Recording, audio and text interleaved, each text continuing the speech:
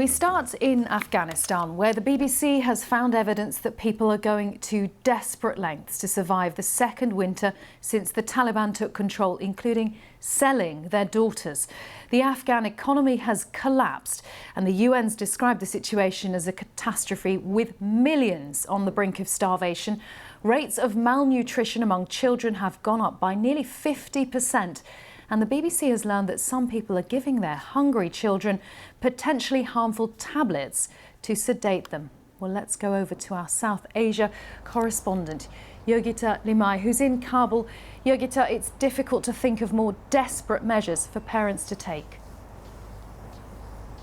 Karan, we were in this area last year, and even at that time the situation was grim. We had met a few families that had told us that they were selling their daughters in marriage because they needed money to survive.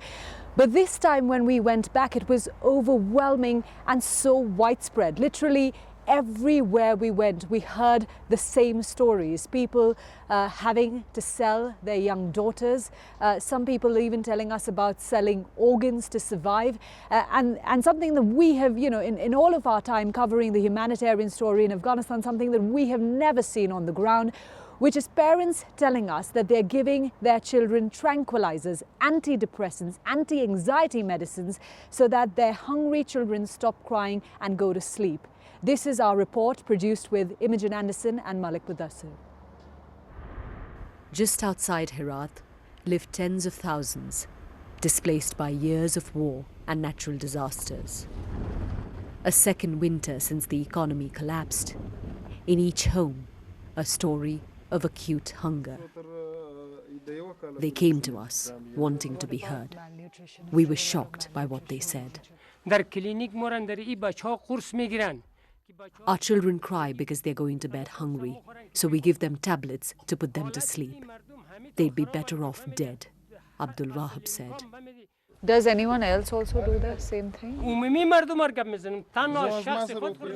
A lot of us, all of us, they said. Ghulam Hazrat was carrying the tablets with him. They were tranquilizers.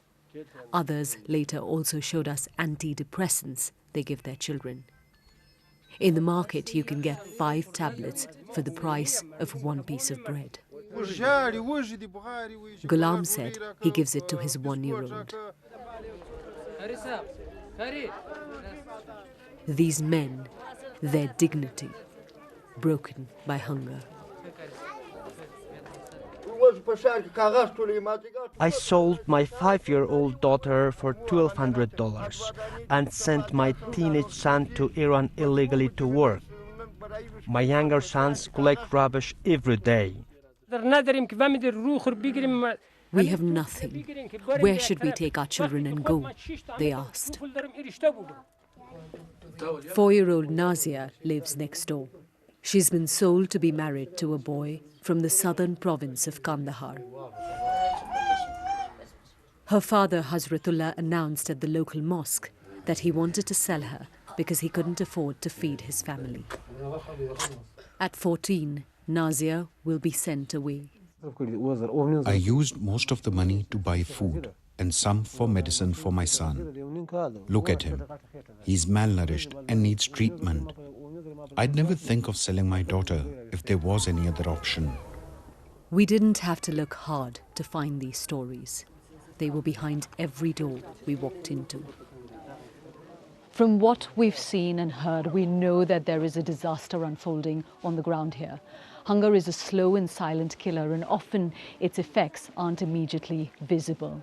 But the truth is, we will never know the scale of what is happening here because no one is counting. People here feel abandoned by everyone, by the government that is currently running this country, and by the whole world. This is an emergency. More than half the country needs life-saving support.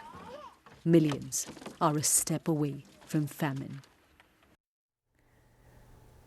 The tablets you saw in that piece, the drug in those tablets is the same as is used in Xanax, which is how much of the world knows it. We asked doctors what that could do to young children, and they said if it's given to very young children without adequate nutrition, it can cause liver damage and a host of chronic disorders.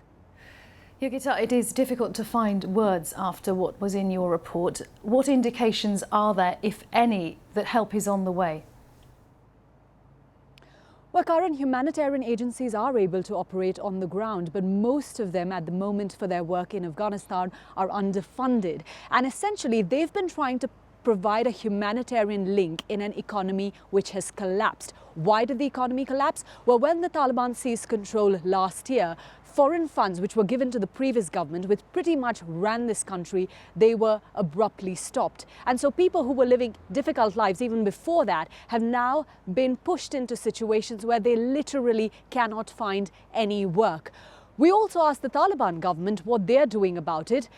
They tried to downplay the scale of the crisis. One of the spokesmen even said that some of the people are not in as terrible conditions as they're saying they are. But they blame international sanctions on Afghanistan, the freezing of Afghanistan's assets by the international community. Yogita, thank you so much. Yogita Limai joining us live from the Afghan capital, Kabul.